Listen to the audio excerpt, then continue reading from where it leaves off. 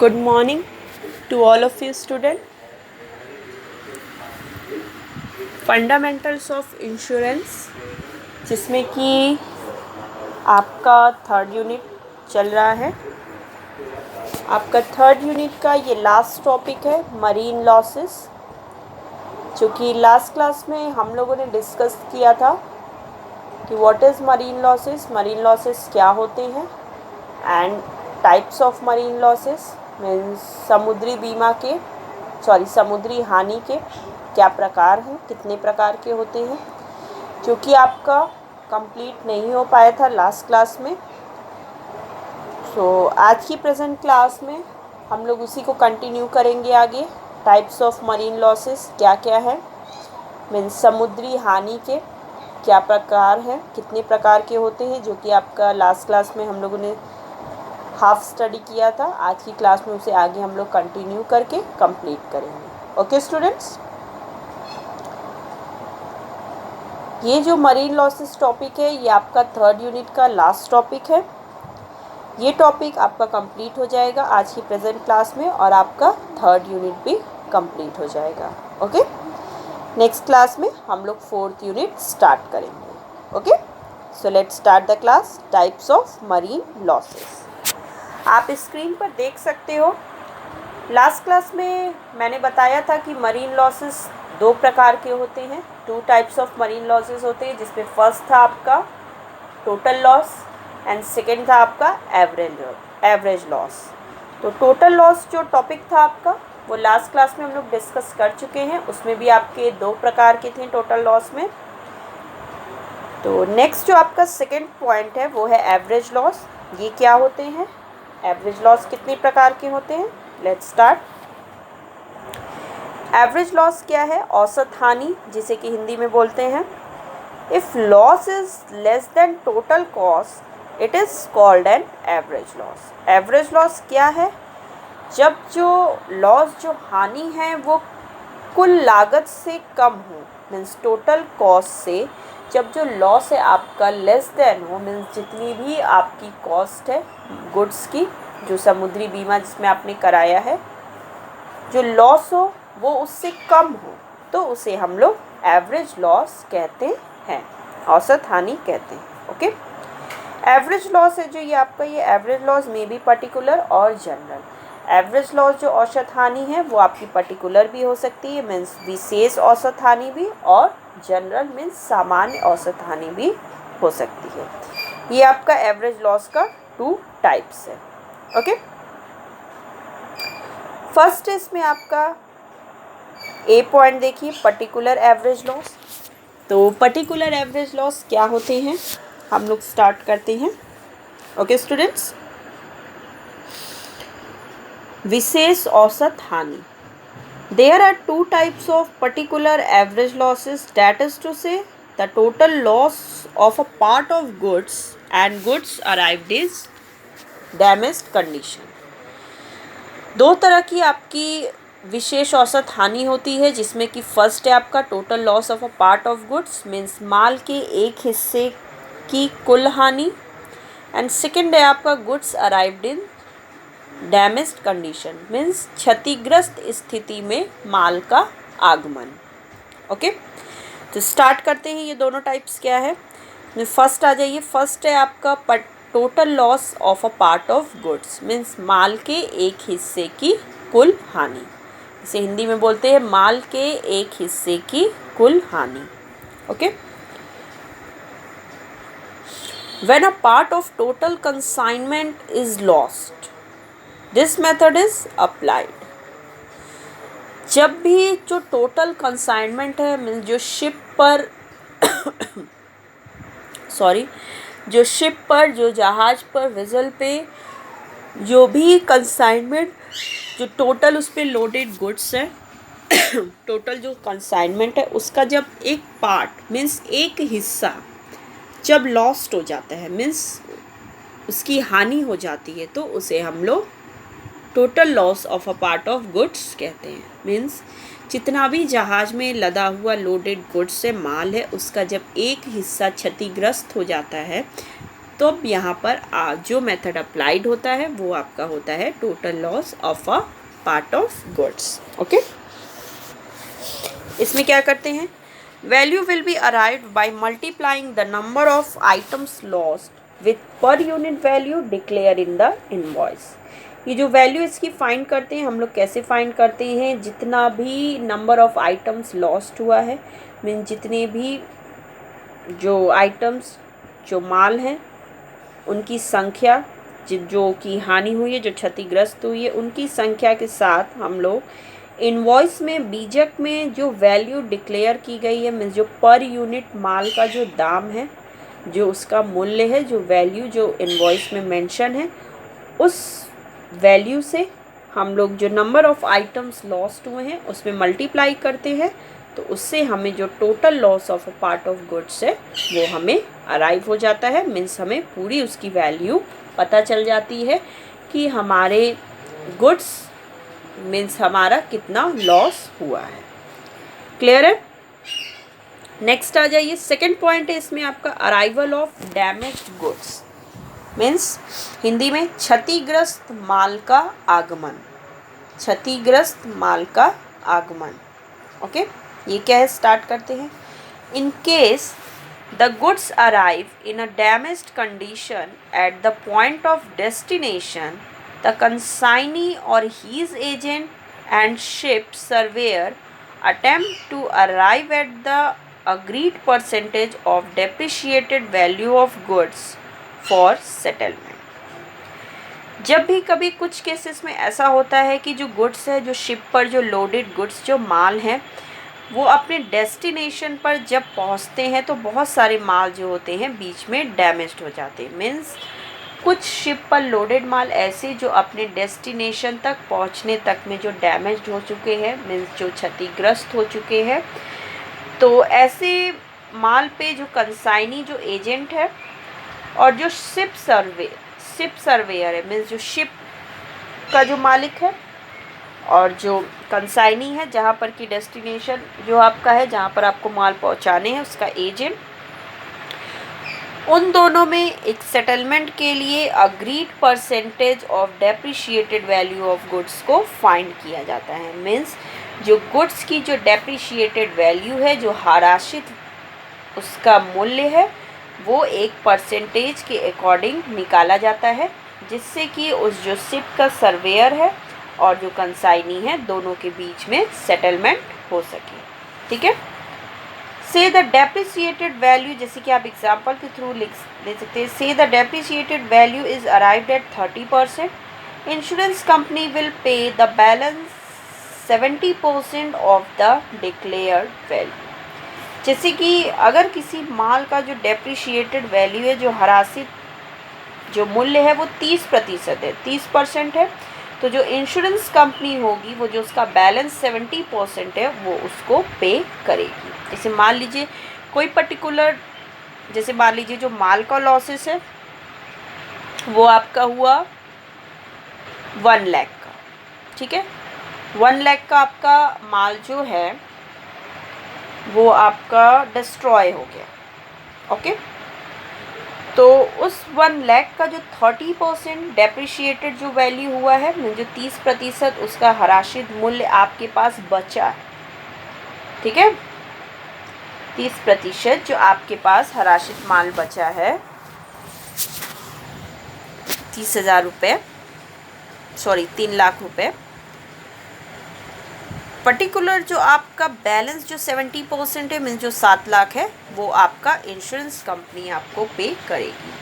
जैसे कि ऐसे भी सपोज कर लीजिए 1000 रुपीज़ का अगर आपका गुड्स जो है वो लॉस हुआ है, जिसमें से कि 30% उसकी वैल्यू बची हुई है, मीन्स आपका 300 रुपया का माल बचा है, जिसमें से कि 700 रुपये का माल आपका लॉस्ट हो गया। तो जो माल लॉस्ट हो जाता है वो आपका इंश्योरेंस कंपनी, अगर आपने मरीन इंश्योरेंस लिया है तो इंश्योरेंस कंपनी आपको पे करेगी। क्लियर है? If both the parties fail to arrive at a settlement, the damage goods will be sold locally in the open market. अगर जो मैंने बताया कि कंसाइनी और शिप सर्वेयर में सेटलमेंट होता है, अगर दोनों पार्टी आपस में सेटलमेंट नहीं करना चाहते हैं, उस जो माल जो कि क्षतिग्रस्त जो डैमेज गुड्स आया है, तब जो वो जो डैमेज गुड्स है उसको ओपन मार्केट में सेल किया जाता है, मीन्स बेचा जाता है। To arrive at the claim amount, the sale proceeds will be deducted from the wholesale value of those goods at that place and time where damaged goods are sold. और claim जो होगा वो insurance company का कितना बनेगा, वो claim निकालने के लिए जो सेल्स प्रोसीड्स जो उसकी बिक्री मूल्य है डैमेज गुड्स की, ठीक है, उसमें से डिडक्ट किया जाएगा जो उसकी होलसेल वैल्यूज़ थी, जो होलसेल जो उसका थोक मूल्य था उस पर्टिकुलर माल का, गुड्स का, उसमें से उसका जो बिक्री मूल्य है वो घटा करके क्लेम अमाउंट जो बनेगा वो आपका इंश्योरेंस कंपनी पे करेगी। Okay, the claim amount and sale proceeds are given to the insured. और जो भी क्लेम अमाउंट आएगा और जो भी सेल्स प्रोसीड आएगा वो जो इंश्योर्ड पर्सन है, मीन्स जिसने उस पर्टिकुलर माल का इंश्योरेंस लिया था, जैसे कि आपकी शिपिंग कंपनी, उसे इंश्योरेंस कंपनी वो क्लेम अमाउंट और सेल प्रोसीड को पे कर देगी। Clear it? Auction charges and other incidental expenses have to be borne by the insurer. उसके अलावा जो भी ऑक्शन चार्जेस, जो नीलामी चार्जेस होंगे, खर्चे होंगे, जो अदर इंसिडेंटल एक्सपेंसेस है, ये सब आपका insurer means insurance company bear करेगी, उसे वो पे करेगी। If the damage goods can advantageously be repaired, the underwriter pays the repair charges to the insured not exceeding the insured value. और अगर जो कोई डैमेज गुड्स है, अगर उसे कंपनी ने रिपेयर कराया है, तो जो अंडरराइटर होगा वो सिर्फ उस पर्टिकुलर जो रिपेयर चार्जेस है उसे ही पे करेगा इंश्योर्ड पर्सन को, ठीक है, जो कि आपका इंश्योर्ड वैल्यू से मीन्स जितना आपने इंश्योरेंस कराया था जितनी वैल्यू की, उससे अधिक नहीं होनी चाहिए। क्लियर है? तो ये था आपका जो सेकंड पॉइंट हमने पढ़ा था, क्षतिग्रस्त माल का आगमन।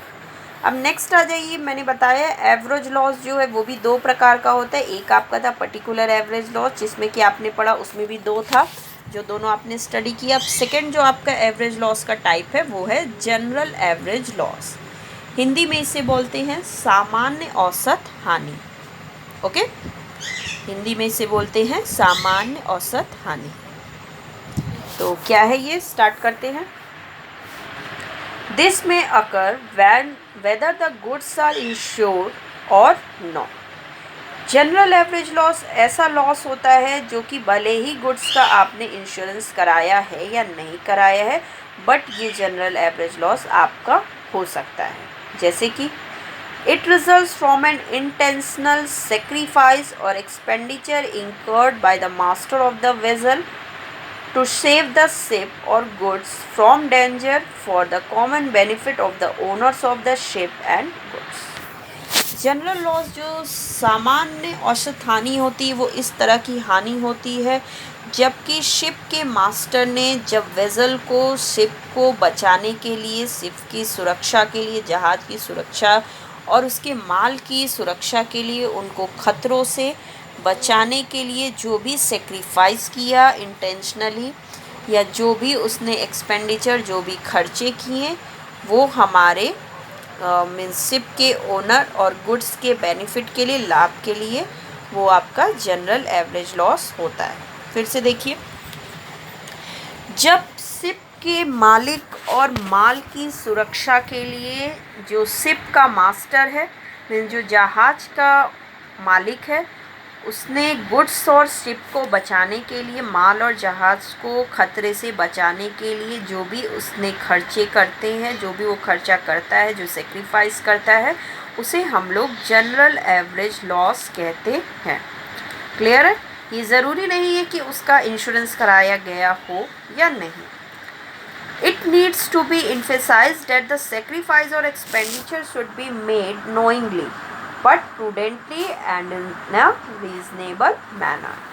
ये चीज़ भी इसमें बताया गया है कि जो भी वो सेक्रीफाइस शिप का मास्टर और जो भी उसने एक्सपेंडिचर खर्चे किए हैं वो शुड बी मेड नोइंगली, वो उसे जान में हुए हैं, मीन्स अनजाने में नहीं हुए, वो उसने जान करके खर्चे किए हैं शिप और उसके माल को, गुड्स को बचाने के लिए, सेफ करने के लिए, और ये एक रीजनेबल मैनर में और उसने प्रूडेंटली मीन्स समझदारी से खर्चे किए हैं।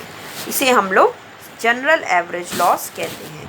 मीन्स जब भी जो शिप का मास्टर है वो शिप को या उसके माल को डेंजर से बचाने के लिए, खतरे से बचाने के लिए जो भी वो खर्चे करते हैं, ये आपका जनरल एवरेज लॉस होता। क्लियर है?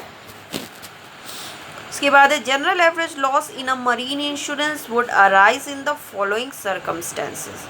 अब मरीन इंश्योरेंस में मीन्स समुद्री बीमा में जो आपका जनरल एवरेज लॉस होता है, जो सामान्य औसत हानि है, वो आपकी कुछ परिस्थितियों में अराइज होती है, मीन्स जनरेट होती है। वो क्या क्या परिस्थितियां हैं? 3 पॉइंट है उसमें।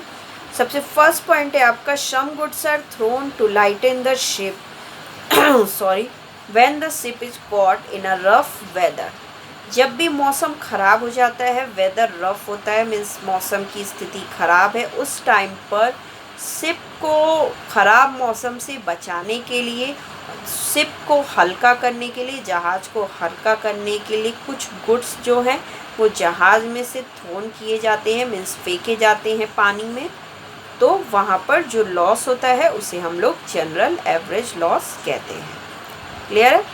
सेकेंड पॉइंट आइए। सेकेंड पॉइंट इसमें make payment to the nearby agency to tow the ship in danger of sinking to the nearby safe port. जब भी ऐसी कोई स्थिति हो जाती है कि शिप को बचाने के लिए, जब वो जो शिप का ओनर है उस शिप को जो नियर बाई आसपास की किसी सेफ, किसी सुरक्षित बंदरगाह पर ले जाता है, तो वहाँ पर उस एजेंसी को पेमेंट जो भी करता है, वो जो भुगतान करता है, उसे भी हम लोग जनरल एवरेज लॉस कहते हैं। थर्ड पॉइंट है pour water to extinguish fire. Means आग को बुझाने के लिए जो भी पानी जो भी वो फेंकता है, जो भी पानी डालता है, ये भी जो इस तरह की लॉसेस होती हैं वो भी आपका जनरल एवरेज लॉस में इंक्लूड होता है। क्लियर है? उसके बाद कुछ इसमें चीज़ें हैं, कुछ इन्फॉर्मेशन है जो जनरल एवरेज लॉस से रिलेटेड है। स्टार्ट करते हैं हम लोग। When general average loss occurs, master of the ship reports the matter of loss to the port authorities. जब भी ये सारी जनरल एवरेज लॉस होती है, मीन्स जब सामान्य औसत हानि होती है, तो जो शिप का मास्टर होता है वो इस मैटर को, इस लॉस को पोर्ट अथॉरिटीज़ को रिपोर्ट करता है। मीन्स इसकी सूचना वो पोर्ट अथॉरिटीज़, बंदरगाह के जो भी अथॉरिटीज़ हैं उनको देता है। An average adjuster is appointed for preparing the statement of general average adjustment and fixing the contribution to be made by the owner of the vessel and various shippers. उस time पर एक average adjuster नाम से एक person को appoint किया जाता है, जो कि जनरल एवरेज एडजस्टमेंट स्टेटमेंट को तैयार करता है, जिसमें कि वो कंट्रीब्यूशन फिक्स करता है। जो भी वेसल का ओनर है वो कितना कंट्रीब्यूट करेगा, और जो भी वेरियस शिपर्स हैं, जितने भी शिपर्स हैं, उनको कितना कंट्रीब्यूशन करना है। ठीक है? तो जब भी एवरेज एडजस्टर पर्सन को अपॉइंट किया जाता है, तो वो जनरल एवरेज एडजस्टमेंट अकाउंट या स्टेटमेंट को प्रिपेयर करता है। उस स्टेटमेंट के अकॉर्डिंग जो भी कंट्रीब्यूशन वो फाइंड करता है कि उसमें कितना जहाज़ का जो ओनर है उसे पे करना होगा और कितना जो वेरियस शिपर्स हैं उन्हें पे करना होगा। क्लियर है? मीन्स कितना दोनों को कंट्रीब्यूट करना होगा। नेक्स्ट आगे, after cargo owners make payment of their contribution the shipping company gives delivery of goods to the concerned owners.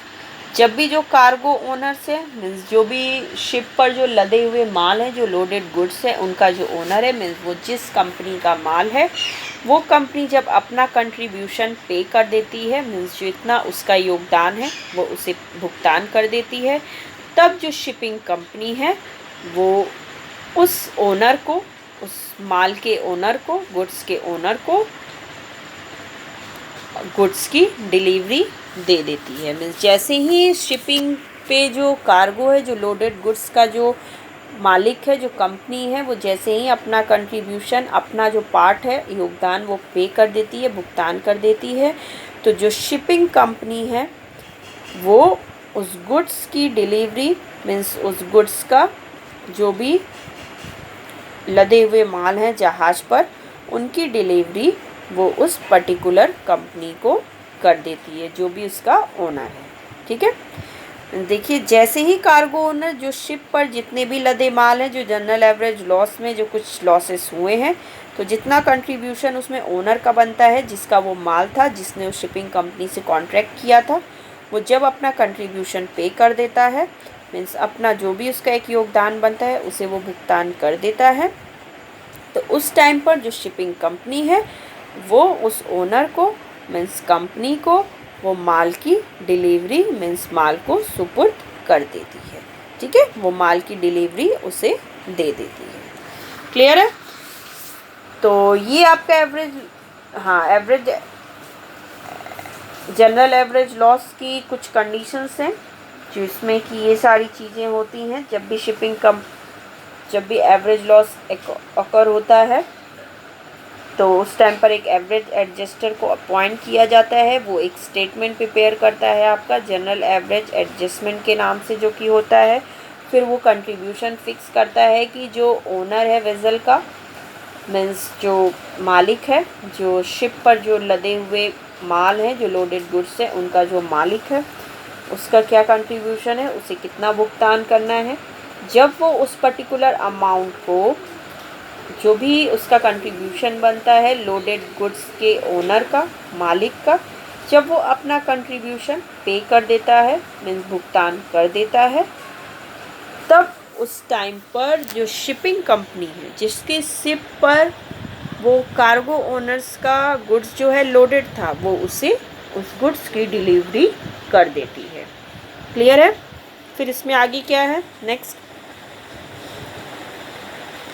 The preparation of general average adjustment is a complex accounting operation. This job is normally entrusted to the professionally trained average adjuster.